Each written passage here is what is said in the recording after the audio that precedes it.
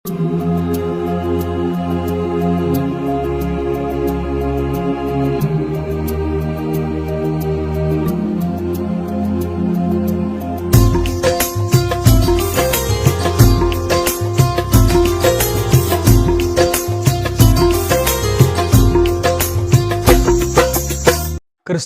பிரியமானவர்களே, உங்கள் யாவருக்கும் மீட்பெரும் இரட்சகரமாகிய இயேசு கிறிஸ்துவின் இனிதான நாமத்தினாலே என் அன்பின் வாழ்த்துக்களை தெரிவித்துக் கொள்ளுகிறேன்.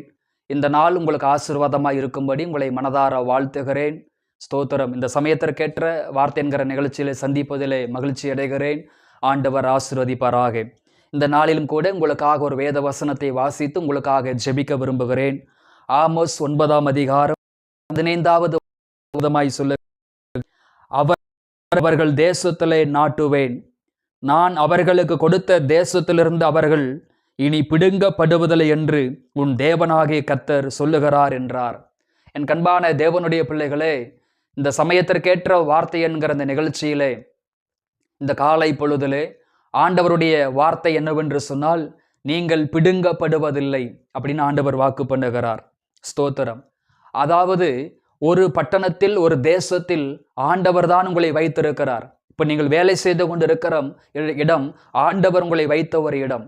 நீங்கள் ஊழியம் செய்து கொண்டிருக்கிற அந்த ஸ்தலம் ஆண்டவர் உங்களுக்கு கொடுத்திருக்கிற ஒரு ஸ்தலம். நீங்கள் குடியிருக்கிற வீடு, ஸ்தோத்திரம், அந்த ஆண்டவர் உங்களுக்கு தந்திருக்கிற ஒரு வீடு. நீங்கள் வாழ்கிற அந்த கிராமம் ஆண்டவர் உங்களுக்கு தந்திருக்கிற கிராமமாய் இருக்கிறது.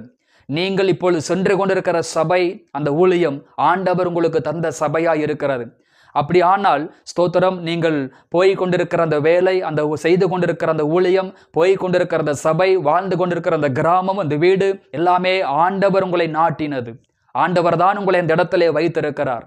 ஆனால் நாம் நினைத்து கொண்டிருக்கிறோம், ஸ்தோத்திரம், மனிதர்கள் எனக்கு விரோதமாய் எழும்புகிறார்கள், கிரியை செய்கிறார்கள், எங்களுக்கு விரோதமாய் செயல்படுகிறார்கள், இந்த இடத்திலிருந்து எங்களை துரத்தி விடுவார்களோ, இந்த வேலை செய்கிற ஸ்தலத்திலிருந்து மனிதர்கள் எங்களை துரத்தி விடுவார்களோ, இந்த ஊழிய ஸ்தலத்திலிருந்து மனிதர்கள் எங்களை துரத்தி விடுவார்களோ, இந்த வீட்டிலிருந்து, இந்த கிராமத்திலிருந்து எங்களை துரத்தி விடுவார்களோ, இந்த சபையிலிருந்து எங்களை துரத்தி விடுவார்களோ என்று நீங்கள் பயப்படுகிறீர்கள். ஆனால் வேதத்தில் ஒரு காரியத்தை அறிந்து கொள்ள வேண்டும். அந்த வீட்டில், அந்த கிராமத்தில் மனிதன் உங்களை வைத்திருந்தால் அவர்களால் உங்களை துரத்த முடியும். அந்த வேலை ஸ்தலத்தில், அந்த ஊழிய ஸ்தலத்தில் மனிதர் உங்களை வைத்திருந்தால் மனிதன் உங்களை துரத்த முடியும். அந்த சபையில், அந்த ஊழியத்தில் மனிதர்கள் உங்களை ஏற்படுத்தி வைத்திருந்தால் அவர்களால் உங்களை துரத்த முடியும். ஆனால் அதே தேசத்தில், அதே கிராமத்தில், அந்த பட்டணத்தில், அந்த வீட்டில், அந்த வேலையில், அந்த ஊழியத்தில், அந்த சபையில் கர்த்தர் உங்களை நாட்டியிருப்பாரெனால், அந்த இடத்துல கர்த்தர் உங்களை வைத்திருப்பாரானால் ஒரு மனிதனும் உங்களை தொடவே முடியாது. அந்த இடத்திலிருந்து ஒரு மனிதனும் உங்களை துரத்தவே முடியாது.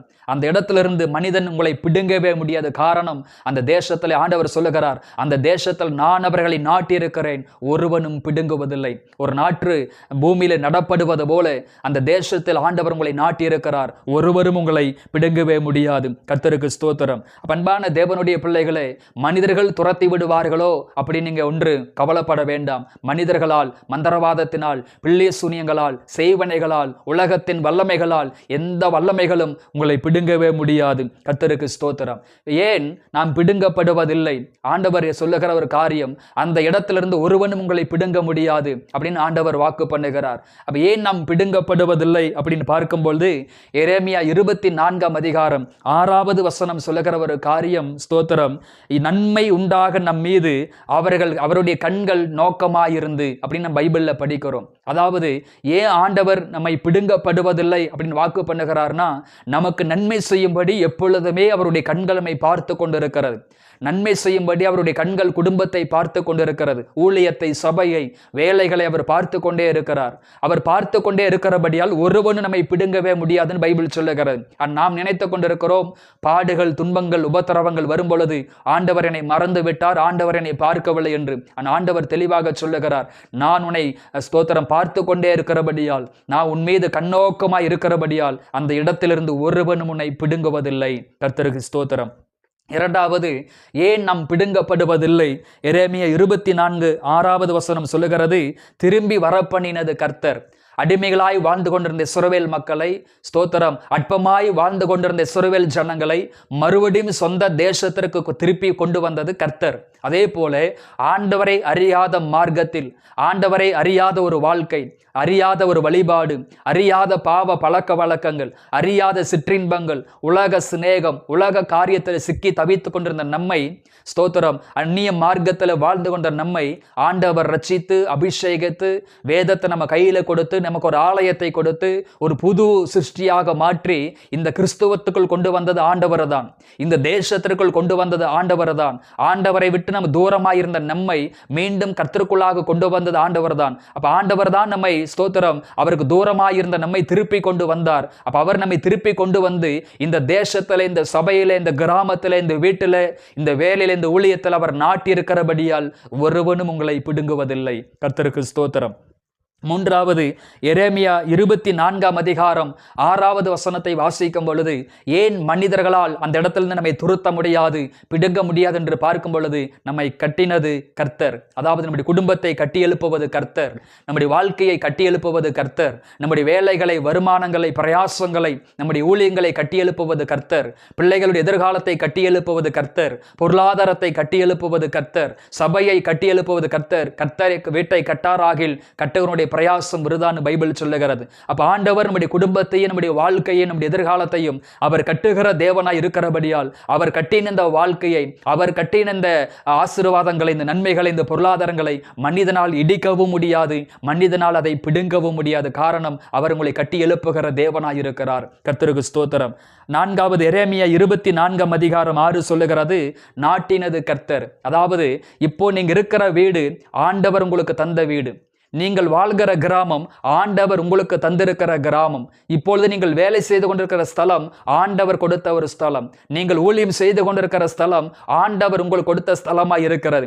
நீங்கள் போய் கொண்டிருக்கிற சபை ஆண்டவர் உங்களுக்கு தந்திருக்கிற சபையாய் இருக்கிறபடியால் ஒருவன் உங்களை பிடுங்க முடியாது. காரணம், ஆண்டவர் தான் அந்த சபையில் உங்களை நாட்டினார். ஆண்டவர் தான் அந்த கிராமத்தில், அந்த வீட்டிலே ஆண்டவர் உங்களை நாட்டி இருக்கிறார். அந்த வேலை ஸ்தலத்தில், அந்த ஊழிய ஸ்தலத்தில் ஆண்டவர் நாட்டி இருக்கிறபடியால் மனிதனால் உங்களை பிடுங்கவே முடியாது.